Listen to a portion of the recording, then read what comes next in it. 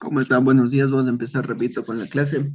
Estábamos revisando justamente el día de ayer lo que es el régimen RIMPE, ¿no? Ya terminamos, ya conocemos justamente lo que hace referencia a este régimen, en el que nos habla justamente de que es para negocios populares y para emprendedores, ¿no? Dentro del régimen RIMPE se clasifica en esos dos tipos. Justamente vamos a tomar como referencia el monto de ingresos que haya percibido cada uno de los contribuyentes para poder subclasificarlo dentro de este régimen, ¿no? Como puede ser emprendedores o negocios populares. Una vez analizado ya este régimen, nosotros también lo que vamos a verificar es otro régimen que nos interesa, ¿no? El régimen general. Pero los regímenes se clasifican justamente para determinar un impuesto y este impuesto específico es el impuesto a la renta, ¿sí? El IVA tiene el tratamiento para todos los regímenes el mismo, no es el mismo justamente. Lo que cambia es el impuesto a la renta, porque el RIMPE emprendedores, perdón, el RIMPE, sean emprendedores o negocios populares, van a tributar el impuesto a la renta conforme los ingresos que ellos hayan percibido, ¿sí? Conforme los ingresos. Y el régimen general no se va a calcular o no se va a determinar un impuesto a la renta conforme los ingresos, sino conforme una base imponible. Y al hablar de base imponible, hablo justamente de una determinación del impuesto cuando nosotros determinamos los ingresos grabados menos los costos y los gastos deducibles, ¿sí? Para determinar nosotros y conocer cuáles son ingresos grabados, podemos analizar el artículo 8 de la Ley de Régimen Tributario Interno y para conocer cuáles son los costos y gastos deducibles y los parámetros que debemos manejar justamente para determinar si es deducible, está en el artículo 10 de la misma ley, ¿no? Entonces, miren, el régimen general, entonces, ayer leímos un poquito, que el régimen general prácticamente serán, estarán aquellas personas naturales o sociedades que superen los $300,000, ¿no? Que superen, es decir, que no estén dentro del rango del RIMPE, sino que superen ese rango. Ahí ellos serán parte o estarán dentro del régimen general. Y también dentro del régimen general estarán aquellas personas naturales o jurídicas que se dediquen eh, a ciertas actividades comerciales que son excluyentes del RIMP, es decir, que por ninguna razón estarán en el RIMP, ¿sí? Solamente por el hecho de cumplir con esa actividad. Yo ya les decía el día de ayer, las actividades excluyentes son, primerito, bueno, los que superen los 300,000.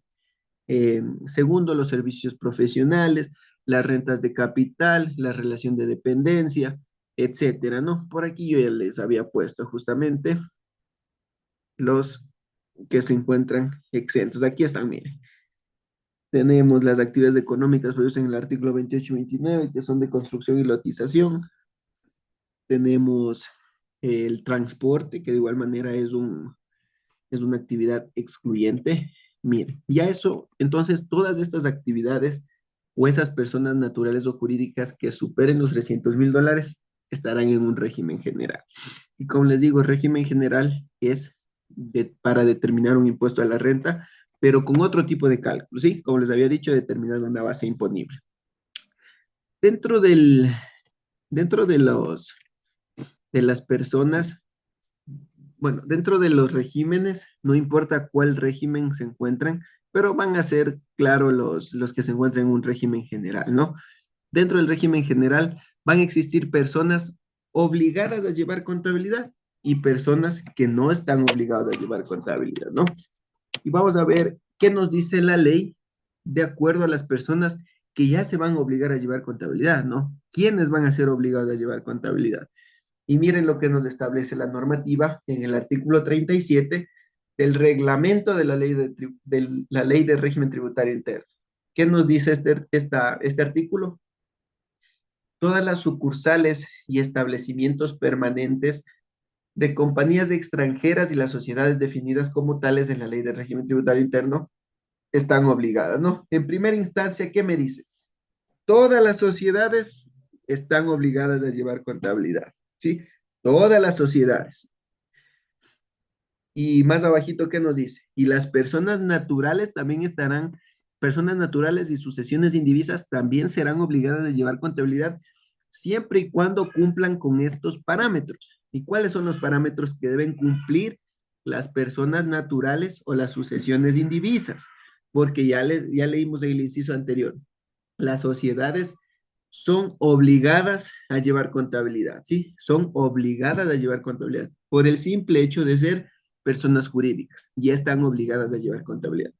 Pero las personas naturales y sucesiones indivisas estarán obligadas a llevar contabilidad siempre y cuando cumplan con un parámetro, con ciertos parámetros, con los que vamos a ver a continuación. Primero, que sus ingresos superen los $300,000. Si cumplimos ese parámetro, es decir, que en el año anterior nosotros facturamos 350,000 dólares, superamos los 300,000, ¿no? Y por lo tanto, ya somos obligados a llevar contabilidad a partir del siguiente año, ¿no?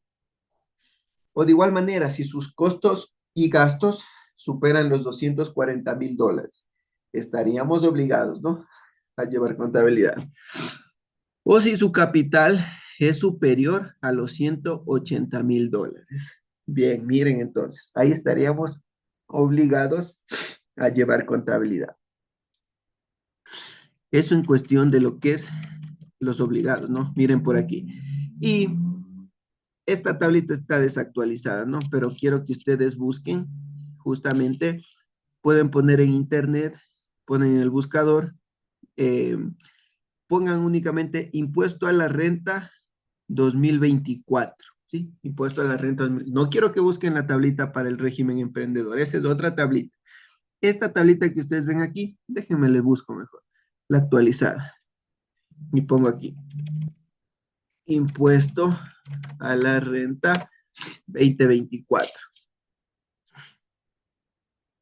Esta tablita que vemos aquí, miren, la que estamos visualizando, esta será la tablita con la que nosotros vamos a calcular el impuesto a la renta, pero para personas naturales únicamente, personas naturales o para sucesiones indivisas. Esta nosotros vamos a aplicar, esta tablita que es progresiva, ¿sí? Entonces, miren, si nosotros, por ejemplo, determinamos un impuesto a la renta que se encuentre, que sea de 40,000, perdón, si determinamos una base imponible que sea de 40,000 dólares, buscamos en qué rango nos encontramos. Nos encontramos en este rango, miren. Es decir, que vamos a tributar conforme la información que me presente aquí. ¿Sí? Miren entonces. Ahí vamos a tributar, ¿no? Impuesto a la renta. Esto para personas naturales de sucesiones indivisas, ¿sí? Entonces, miren, para sociedades tienen una cuantía específica, una tarifa específica, que va a ser del 25%. Es decir, de que nosotros determinamos una base imponible, aplicamos un 25% y eso es lo que debemos pagar al Estado, ¿no? Entonces, miren, para personas naturales es esta tablita progresiva y para sociedades es una cuantía fija, que será del 25%. Bien, entonces, continuemos. Bueno, hasta aquí hemos terminado ya este material. Déjenme ver otro.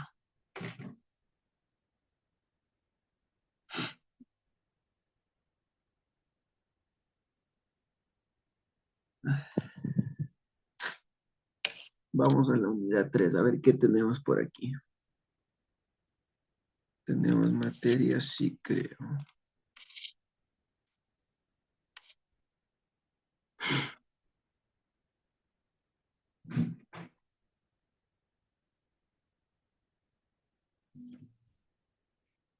Ya, miren, por acá tenemos esto.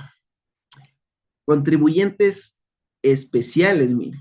También vamos a tener una pequeña clasificación, ¿no? Una pequeña clasificación o una pequeña categorización que hace el Servicio de Rentas Internas, en donde mediante resolución ellos van a indicar cuál contribuyente es clasificado o categorizado como contribuyente especial, ¿sí? Estos contribuyentes especiales tienen las mismas obligaciones que el régimen general. Lo único que cambia es que se le va a dar una asignación, ¿sí? En este caso, se le va a nombrar como contribuyente especial. Actualmente, el Servicio de Rentas Internas también está categorizando a grandes contribuyentes, es decir, que está clasificando a empresas, ¿no?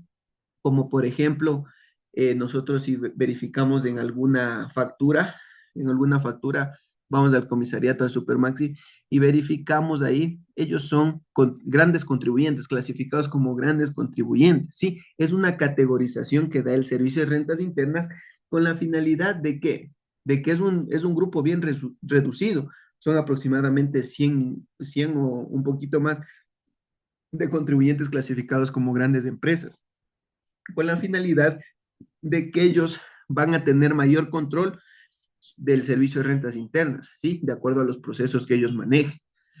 Y los contribuyentes especiales de igual manera son categorizados como especiales porque también tendrán un grado mayor de control por parte del servicio de rentas internas, con la finalidad de que ellos tengan, como van a tener mayor control, tengan un poquito más de cuidado en los procesos que manejan, ¿sí? Y para poder cumplir o, o determinar cómo el SRI establece quién es o quién no es un contribuyente especial, toman como referencia ciertos parámetros.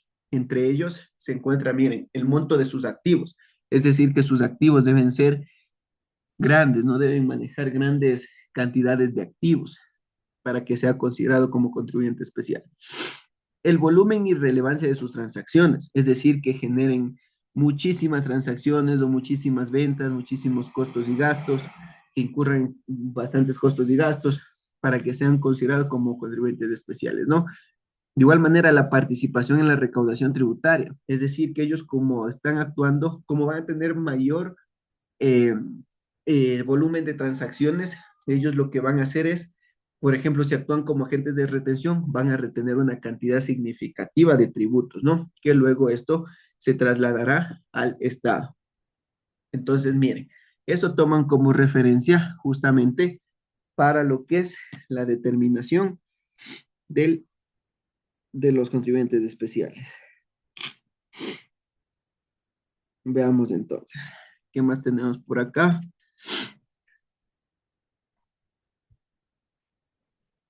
Miren, dentro de la parte tributaria, también vamos a determinar agentes de retención, ¿sí? Vamos a verificar. En las facturas de igual manera debe venir una leyenda en donde establezca y diga, muy bien, este señor que me está emitiendo la factura, veo que ha sido calificado como agente de retención. Y los agentes de retención justamente funcionan como agentes de recaudación, ¿sí? Ellos también tienen esa facultad, ¿no? Justamente de ser agentes de recaudación. Y cuando leíamos nosotros las facultades de la administración tributaria en el Código del Trabajo, ¿qué nos decía?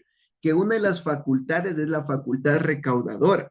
Y nos decía muy bien, la facultad recaudadora son las instituciones que se encargan del control y recaudación de impuestos, como puede ser Servicio de Rentas Internas, aduanas, o los GATS. Pero en un inciso también nos decía, los agentes de retención actuarán también como agentes de recaudación y los agentes de retención entonces van a recaudar impuestos. ¿Y cómo actúan? Por ejemplo, yo soy calificado como agente de retención y voy a comprar en algún local a mi proveedor, le compro, ¿no? Le voy a comprar eh, una, artículos de ferretería le compro por $1,000. Muy bien, me emite la factura, 1,000, el IVA 150. Muy bien. Y yo como agente de retención debo aplicar porcentajes de retención. Es decir, que le voy a aplicar el 1,75% en el subtotal, que vendría a ser una retención de renta, y el 30% del IVA. Eso le voy a retener, ¿sí? Es decir, que ese proveedor que yo le estoy reteniendo no es que le estoy quitando el dinero que le corresponde a él por la transacción que se está efectuando, sino que yo como agente de retención estoy recaudando un poco de impuestos para el Estado. Estamos recaudando anticipadamente. Entonces, miren, yo como estoy reteniendo, recaudo anticipado y le entrego al Estado. Pero ese dinero que le estoy recaudando a mi proveedor, él no pierde porque eso es un crédito tributario que lo podrá utilizar al momento de que realice la declaración. Es decir, que si al finalizar el año, cuando vaya a declarar renta, él ha tenido retenciones por unos $2,000 que le han retenido durante todo el proceso contable, durante todo el ejercicio fiscal. Entonces, esos $2,000, como él ya pagó anticipado, cuando determina un impuesto a la renta, por ejemplo, de $3,000, él no pagará los 3,000, sino que él hará uso de los $2,000 que tiene como crédito tributario, diciendo que a él ya le retuvieron durante el ejercicio fiscal y que lo único que debe pagar es la diferencia, es decir, $1,000, porque él, cuando le realizan las retenciones, él ya paga anticipadamente, ¿sí? Por eso es que es un crédito tributario, es un saldo a favor del contribuyente, ¿no? Que puede ser utilizado cuando realice las declaraciones. O a su vez, si en algún caso no le generó un impuesto a cancelar, es decir, que ese saldo que tiene él puede ir arrastrando, ¿no? Durante 3 ejercicios lo que es referente a renta y por 5 ejercicios lo que es referente al IVA, ¿sí? Entonces, miren, así actúan los agentes de retención. Pero para ser agente de retención no es cualquier contribuyente, no soy yo quiero, voy, compro y le retengo, no, sino que yo, para actuar como agente de retención, como agente de recaudación, yo debo tener una calificación y el Servicio de Rentas Internas es el encargado de emitir resoluciones donde él agregue o me califique como agente de retención, ¿sí? Y va a tomar varios parámetros para que me califique como agente de retención. No me va a calificar a mí que yo realizo una compra mensual, pero sí le va a calificar como agente de retención al contribuyente que ejecute 100, 200, 300, 500 transacciones, ¿no? Compras, por ejemplo. Entonces, miren, así toma como parámetros. Y de igual manera, aquellas personas, eh, bueno, antes los agentes de retención eran todos los que eran obligados a llevar contabilidad, ¿sí? Después de que salió una resolución donde solamente los que se encuentren calificados serán agentes de retención. Entonces, las personas que no fueron calificadas, pero que en su momento sí fueron agentes de retención antes de emitir esta resolución, ellos, de oficio, el Servicio de Rentas Internas les quitó la calificación, ¿no? Y justamente les puso a los que ellos, de acuerdo a la resolución 01, les establece justamente como agentes de retención. Y solamente los que progresivamente el Servicio de Rentas Internas a través de resoluciones vaya incrementando en su base de datos como agentes de retención, solamente ellos serán agentes, ¿no? Y miren, vamos a entrar al SRI y vamos a verificar, porque podemos consultar de igual manera. Podemos consultar y miren también que eh, en el reglamento de comprobantes de venta, en el reglamento de comprobantes de venta, ¿qué nos establece? Que si somos agentes de retención calificados, que si somos obligados a llevar contabilidad, que si somos contribuyentes especiales, que si somos calificados como grandes contribuyentes, esas leyendas deben estar presentes en las facturas que nos entreguen. Y miren, así, si nosotros hacemos una consulta con el número de RUC, que me va a salir. Agente de retención, sí, sí es. El SRI mismo me dice, sí es agente de retención, porque existe una calificación. ¿Es obligado a llevar contabilidad? Sí, es obligado. ¿Es contribuyente especial? No, no es. No le hemos calificado a través de una resolución. Sí, miren, ahí podemos ver, de igual manera me pone aquí contribuyente fantasma, no, contribuyente con transacciones existentes, no. Miren, y déjenme, les indico solamente lo que es la factura, ¿no? Alguna factura de algún contribuyente que sea calificado como contribuyente especial.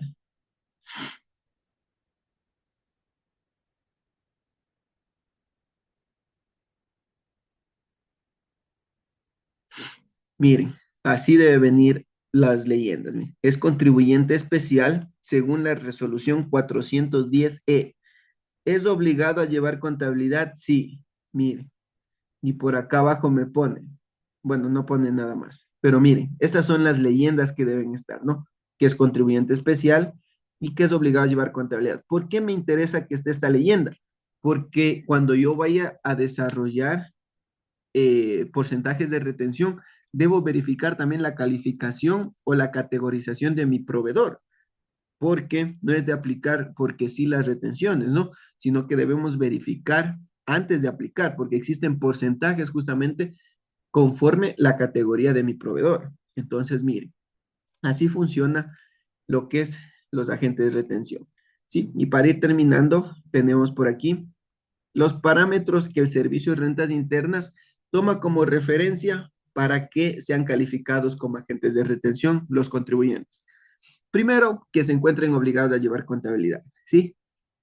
Que presenten un perfil positivo del cumplimiento de obligaciones tributarias y deberes formales. Es algo lógico, ¿no es cierto? Si nosotros vamos a actuar como agentes de retención, mi cumplimiento de obligaciones tributarias debe ser excelente, porque ¿qué sucede? Yo recaudo impuestos que no me pertenecen y no le devuelvo al Estado. No estoy cumpliendo con las obligaciones. ¿Para qué me va a calificar entonces? No registren deudas tributarias firmes relacionadas con la retención de impuestos. Miren lo que les decía.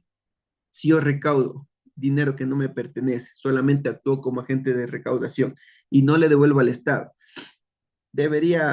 vamos a tener deudas tributarias, ¿no? Y justamente si vamos a tener ese tipo de deudas que sean relacionadas con la retención de impuestos, sería ilógico que me vuelvan a calificar, ¿no es cierto? Que me vuelvan a calificar como agente de retención.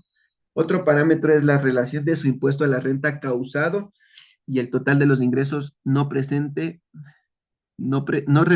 perdón, una carga tributaria menor respecto a la de su sector económico, no hubiesen sido calificados por la Administración Tributaria como empresa fantasma con transacciones inexistentes, otros establecidos con la propia Administración Tributaria que por su naturaleza permitan un adecuado control tributario.